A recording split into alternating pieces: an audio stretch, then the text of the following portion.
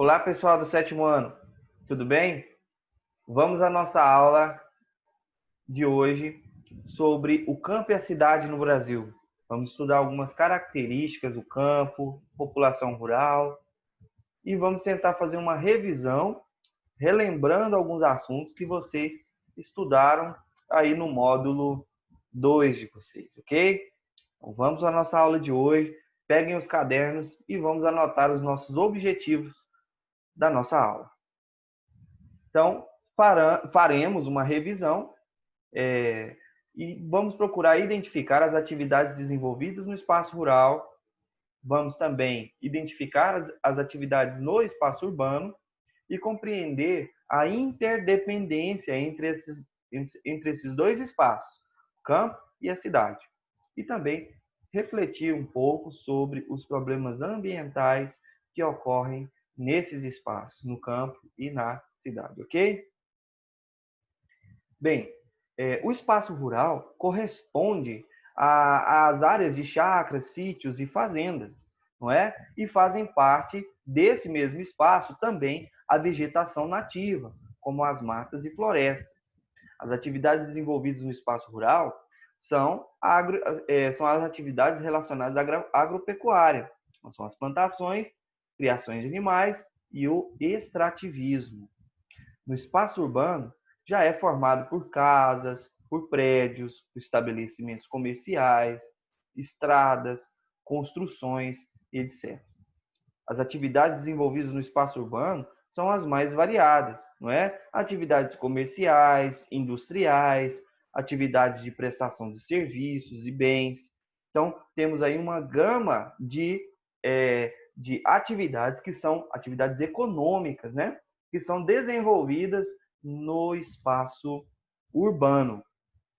Embora eles tenham características diferentes, como nós podemos ver, o campo produz determinados artigos, o espaço urbano já produz outro tipo de serviço, mas eles estão em interdependência, um depende do outro, beleza?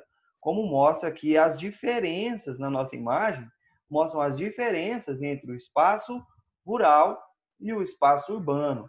No entanto, eles são interdependentes. Olha, um depende do outro. Ok? Beleza? Vamos prosseguir. Não é? Olha só.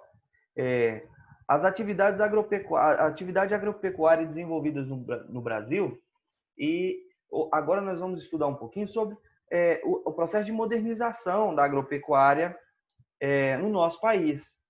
Então, olha só, até 1970, a agropecuária passou a se modernizar através do uso de tecnologia. Então, vejam bem, antes desse período, boa parte do século XX, não é? A década de 30, 40 e os anos anteriores, né? O emprego de tecnologia na agropecuária, ele era muito restrito, beleza? Tranquilo? Então, olha só, nós temos aqui, ó, Brasil e o uso na terra no espaço rural. Olha só, aqui nós temos as áreas que ainda podem ser utilizadas, correspondem a 60 milhões de hectares. Aqui nós temos a área, não é, que não podem ser utilizadas, 493 milhões de hectares. E aqui nós temos a atividade pecuária, 196 milhões de hectares são utilizados, e nós temos as lavouras, 80 milhões de hectares. Então, nesse gráfico aqui, representa muito bem como a terra é utilizada no nosso país. E esse que é um gráfico bem recente, de 2015. Beleza? Olha só.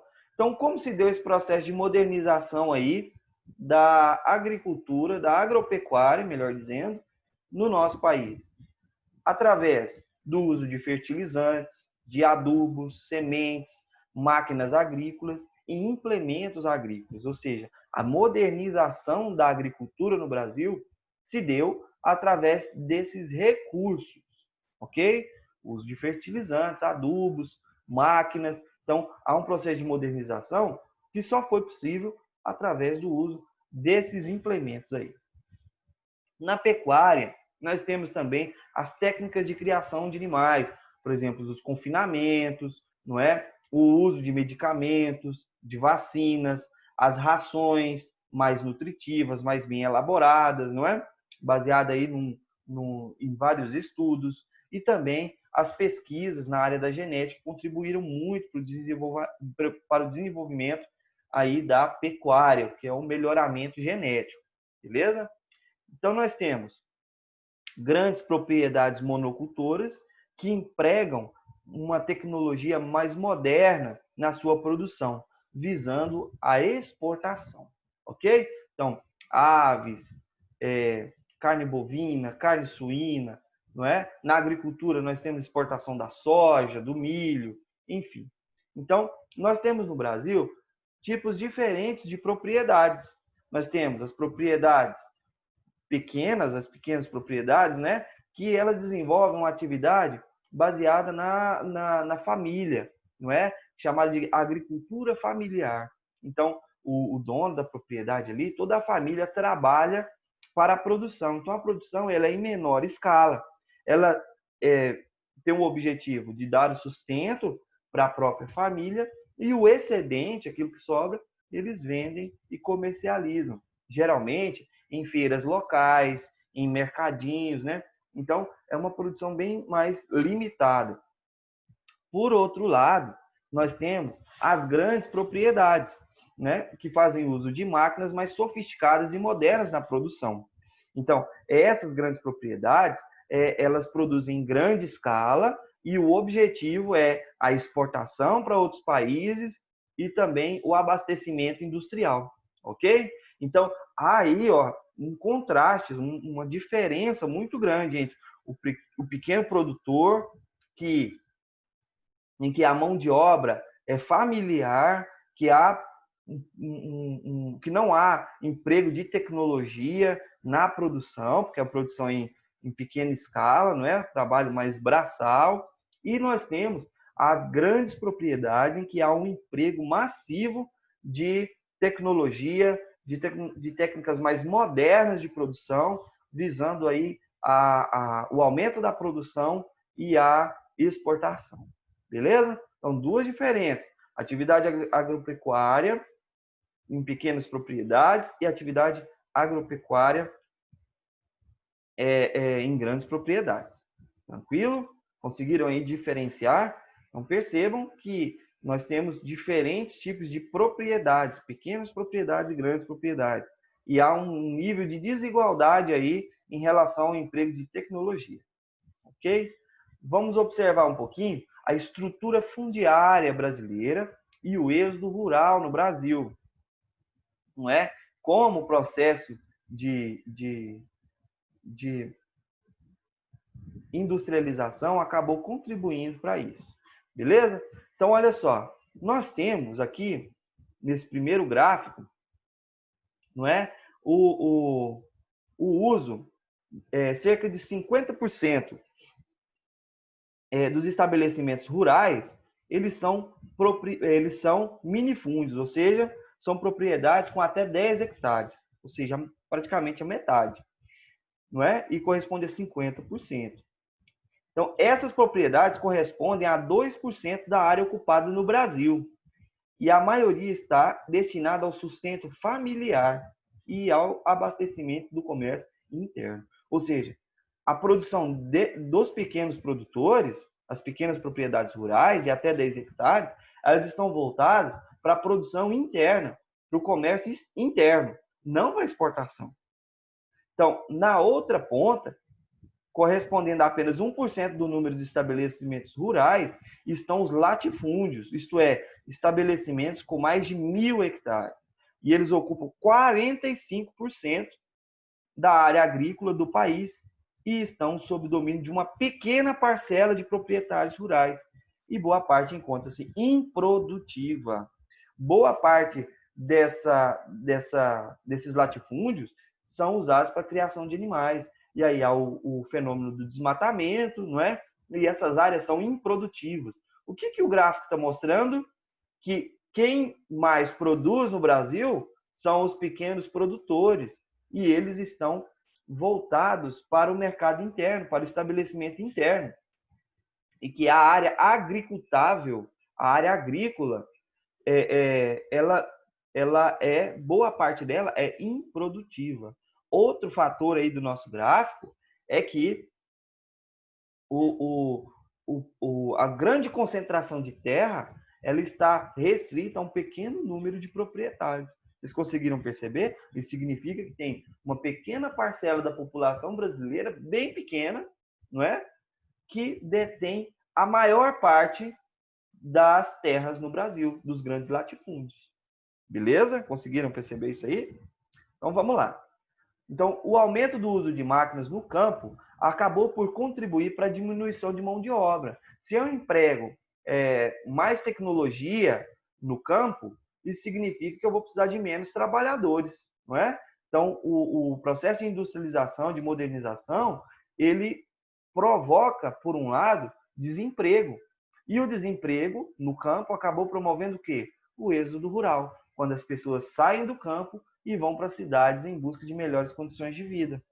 Outro fator foi a criação do Estatuto do Trabalhador Rural, em 1963, que acabou regularizando, equiparando o trabalhador urbano ao trabalhador rural no que diz respeito a alguns direitos, como, por exemplo, o 13º, as férias, o salário mínimo, e acabou aumentando o custo para os proprietários. Qual foi a solução que eles encontraram? Óbvio, né? Desemprego, dispensa desses trabalhadores. Então, aí é uma massa enorme de trabalhadores rurais indo para o campo em busca de melhores condições de vida. Olha só, o que é estrutura fundiária no Brasil? Estrutura fundiária no Brasil é a forma como as propriedades elas são organizadas e distribuídas, como nós acabamos de ver aqui no nosso gráfico, beleza? Então, nós vimos que são os pequenos produtores que têm a sua produção voltada para o mercado interno e os grandes produtores, eles têm um olhar mais externo para a exportação, vender para fora, ok? Concentração fundiária no Brasil. Olha só, a situação dos pequenos proprietários, eles enfrentam uma série de problemas, como, por exemplo, a dificuldade de arcar com os custos da sua produção. Isso acaba promovendo o endividamento com bancos e a venda e a perda de suas propriedades.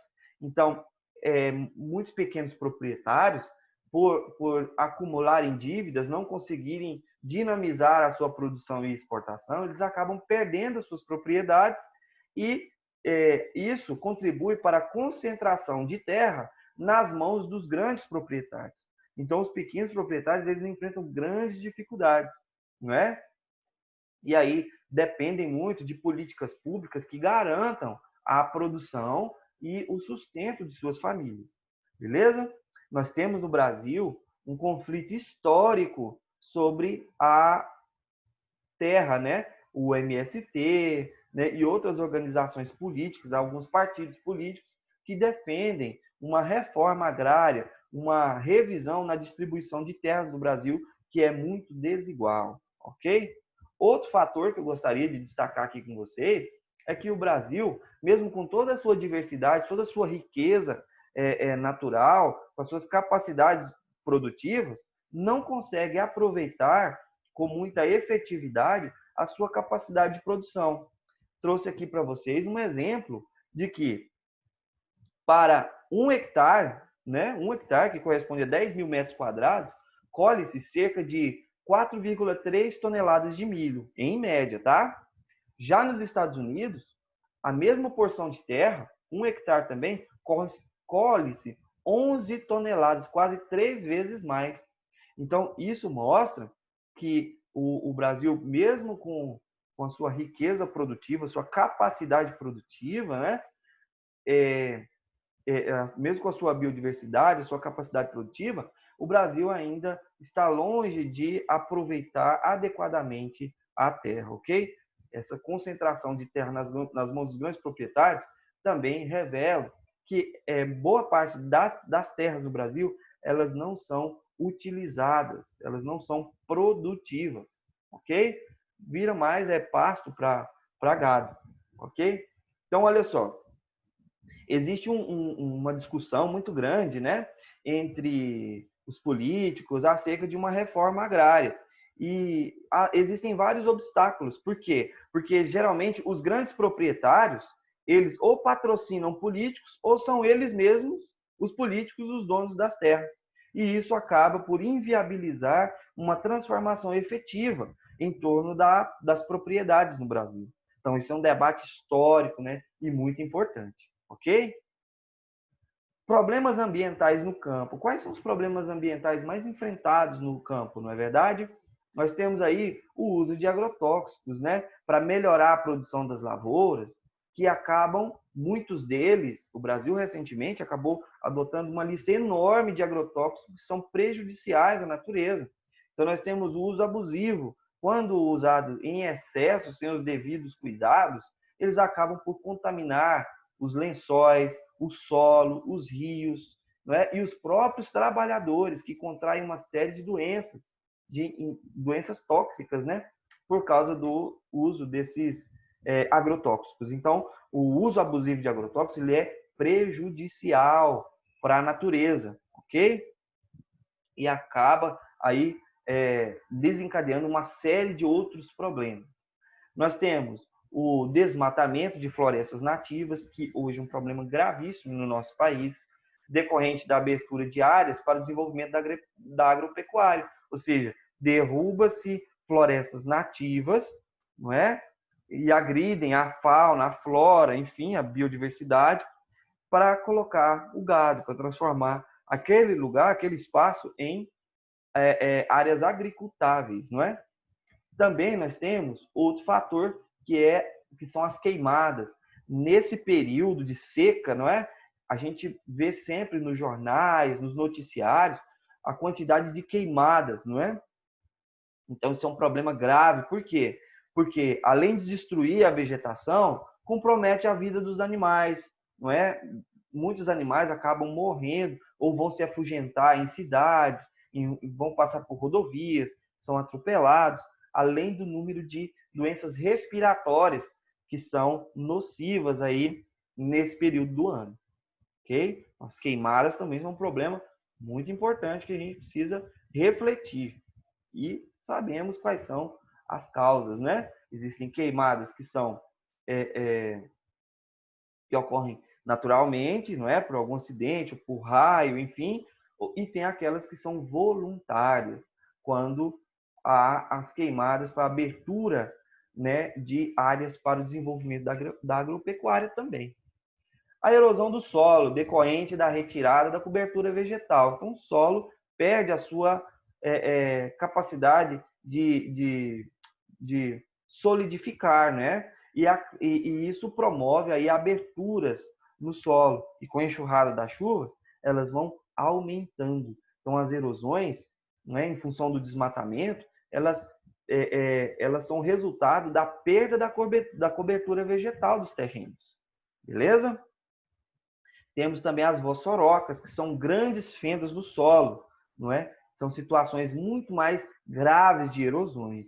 Existem projetos aí no campo da biologia, da própria geografia, para recuperar solos que foram agredidos aí por vossorocas, beleza? Então tem recurso para reconstituir, para recuperar solos aí que possuem vossorocas. Temos também o outro fator já relacionado aos lagos e rios, que são o assoreamento. Então, o desmatamento nas margens dos rios, ele promove o acúmulo de sedimentos e a diminuição da profundidade dos rios. E isso compromete toda a vida, né? Todos os seres que dependem aí dos rios e lagos. Então, é um problema sério. Problemas ambientais que nós percebemos aí no campo. Beleza? Pessoal, espero que vocês tenham gostado. Atividades no campo, distribuição da terra no Brasil, concentração de terras no Brasil, problemas ambientais, produção no campo, grandes propriedades, pequenas propriedades. Hoje a nossa aula ficou focada nesse sentido, beleza? Um forte abraço para vocês e continuem aí se esforçando, continuem aí persistentes nos estudos. Um forte abraço e até a nossa próxima aula.